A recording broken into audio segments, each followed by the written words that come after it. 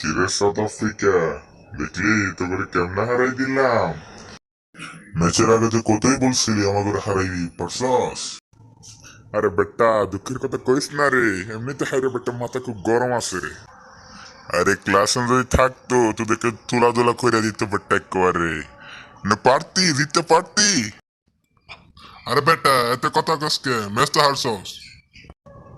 তুই ক্লাসে থাকলে কি করতো বেটা? আমাকে বুমরা আছে না? আরে 30 বলে 30 রান করতে পারস না, আর তোরা নাকি বিশ্বকাপ জিতবি। আরে আমাকে যে বিরাট কোহলি বিগ প্লেয়ার, বড় ম্যাচে রান করে, এসব ছোট ম্যাচে রান করে না। আরে তোরা তো আমার কথাই বলে গেলি।